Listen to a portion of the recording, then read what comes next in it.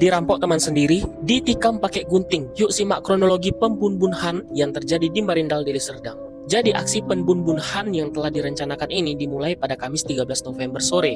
Kala itu tersangka yang berinisial SYA mampir di parit depan rumah korban dengan alasan mencari makanan ikan. Nah, setelah berada di sana, pelaku ini memanggil korban yang sedang berada di dalam rumah. Kemudian keduanya berencana untuk bermain biliar.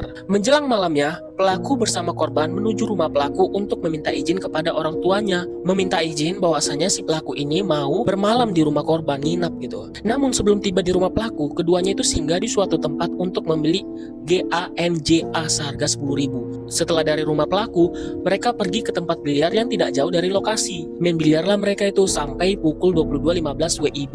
Nah, keduanya pun pulang ke rumah korban di Gang Rambe, Pasar 12, Desa Marindal. Setibanya di sana, keduanya ini menggunakan GAMJA yang telah disiapkan. Terus Kapolrestabes Medan bilang kalau pada saat mereka main biliar itu disitulah timbul niat pelaku untuk menghabisi nyawa korban. Kemudian sekitar pukul 00 WIB saat korban tertidur pulas, pelaku ini mulai mengambil gunting yang sudah dipersiapkan. Terus dia pergi ke dapur untuk mengambil linggis dan pisau dapur yang selanjutnya digunakan untuk menghabisi korban. Dia menghabisi korbannya itu mulai pukul 00.30 WIB hingga sekitar pukul 2 WIB.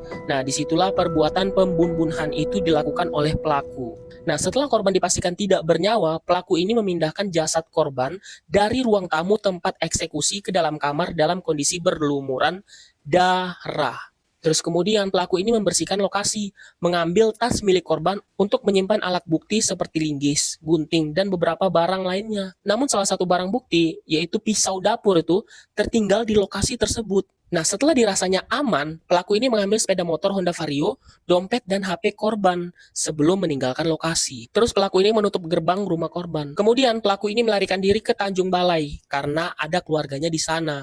Dan untuk uang bensinnya, dia menggunakan uang dari dompet korban. Nah, setibanya di Tanjung Balai, pelaku ini membuang linggis, gunting, dan sejumlah barang bukti lainnya. Dan pada waktu yang bersamaan, polisi juga tengah melakukan pengejaran menuju lokasi tersebut.